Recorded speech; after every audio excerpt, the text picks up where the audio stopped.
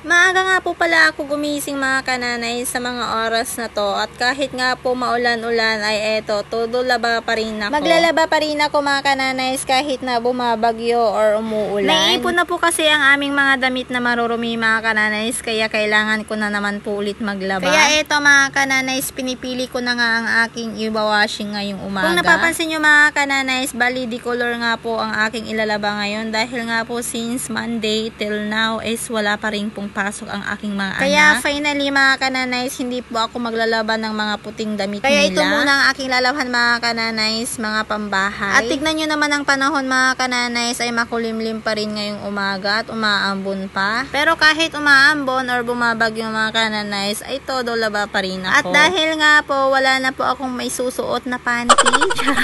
Charot lang mga kananays. Syempre sino ba namang hindi magsusuot ng underwear, At diba? Habang ngayon naantay kong nagwa-washing ang aking unang isinalang mga kananays, kaya ito na naman po ako ay magkakapi naman po tayo. Bali hindi nga po pala kape ang iniinom ko mga kananays. Ang iniinom ko nga po dyan mga kananays ay Bear Brand na milk. Ay may pa-milk pang nalalaman ang person. Dahil nga po how many times ko na po to sinasabi sa mga ibang vlog ko mga kananays, pag nagkakape po talaga ako ay nagkakaroon po ako ng acidic. At hindi lang po sa pag-iinom ng kape para magka-acidic ka mga kananays. Syempre yung mga soft drinks, yung Milo, pag kumakain ka ng maaasim tapos humihigop ka pa ng suka, ay acidic po talaga ang bagsak natin mga kananays, kaya ingatan po natin ang ating katawan. Syempre minsan may katigasan din ang aking ulo. Inayos ko na nga po pala ang batya na gagamitin ko mga kananays para dito po ako magbanlaw. At buti na lang po medyo malakas-lakas naman po ang tubig ngayong umaga. Kaya hindi po ako matatagalan sa pagbanlaw mga kananays pag ganitong malakas ang tubig. Natapos na nga ang una kong sinalang doon sa washing machine namin mga kananays, kaya ito hahanguin ko na nga po isa-isa. At para makapag-start na po akong magbanlaw, nung hinango ko na nga lahat mga kananays ay ito naglagay na naman po ako ng iba. Bale, pangalawang salang ko na po ito dito sa washing machine namin at nagdagdag pa nga ako ng tubig dyan. At ito na nga mga kananays ay magi-start na nga ako sa pagkuskus or pagbabanlaw natin. Fast forward ko na nga po pala mga kananays para po mas madali or mas mabilis. Dahil nga po napakaaga kong gumising mga kananays na ang akala ko ay may klase ang aking mga anak. 5:30 pa lamang po ng umaga mga kananays ay mulat na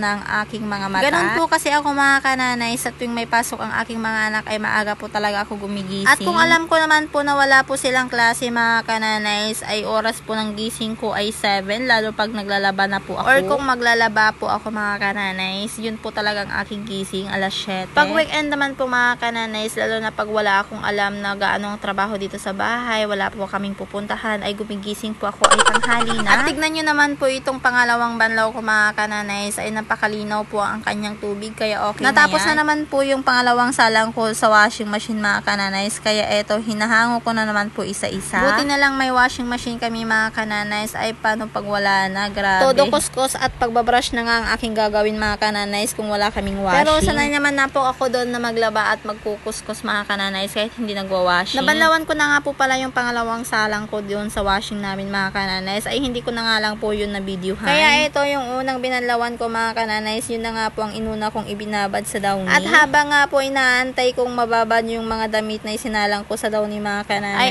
eto na naman po ako. Pinupunasan ko nga po pala ang salamin ng bintana namin mga kananays. Medyo may pagkarumi na rin po kasi ang aming mga bintana mga kananays. May time po kasi na naglinis ako ng bintana namin mga kananays, tapos kahaponan ay biglang umulan. Pero simula na yung pag-ulan na po yun mga kananays ay hindi ko na po sila napupunas-punasan. Nung nababad na nga ang mga ibinabad ko kanina mga kananays, ay agad-agad ko naman po itong inilagay sa dryer. Habang nagda-dryer nga po pala ako mga kananays, ito nga po pala ang gagamitin kong sampayan. Napakagandang gamitin po ito mga kananays, natutupi siya, napaka-affordable po siyang gamitin. Pwede po yan ipasok dito sa loob ng bahay natin mga kananays kung wala po tayong pagsisilungan ng ating mga sinampay. At kung gusto nyo naman po magkaroon ng ganyan na sampayan mga kananays, just visits lang ang aking TikTok dito shop. Dito nyo lamang po makikita ang aking sampay na affordable mga kananays. Kaya kung gusto mo ng ganito mga kananays ay naku, wag ka nang magpapahuli habang mura pa. Natapos na nga yung ibang drenyer ko mga kananays, kaya ito todo na naman po ako sa pagsasampay. Bali ito po yung mga unang isinalang ko sa dryer mga kananays, ay inuna ko na nga po itong isinampay. At ito naman yung pangalawang salang ko sa dryer mga kananays, kaya ito natapos na naman ay hahanguin ko na naman po to at isasampay ko na naman. Pag magulang ka na talaga mga kananays ay ganito pala yung feeling. Yung gumigising magising ka ng maaga para makapaglaba din ng maaga. At syempre, lalo na pag may mga pasok yung mga anak ko tapos biglang naglalaba po ako, ay minsan hindi ko na rin po sila na ihahatid sa school. At ito na nga, naisampay ko na nga po lahat ang aking mga nilabahan mga kananays. O diba, kunti lamang yan. Kayo po ba mga kananays, nakapaglaba na rin po ba kayo ng inyong mga damit kahit bumabagyo? Aba, kung hindi pa mga kananays, ay maglaba-laba na rin po kayo. At baka maipon pa yan, mas lalo po kayong mahihirapan sa paglalaba, lalo na pag marami tingnan nyo naman mga kananays, nakasampay nga ako, pero tingnan nyo naman po yung pagbuhos or pagpatak ng ulahan. Pero okay lang yan mga kananays dahil naka-dryer naman ako at nasa silong naman lahat ng aking mga isinampay. Kaya hindi po yan mababasa. At bago na naman po matapos ang aking video mga kananays, mag-iingat po tayong lahat. Don't forget to subscribe my YouTube channel and don't forget to share and like. God bless everyone. Thank you for watching.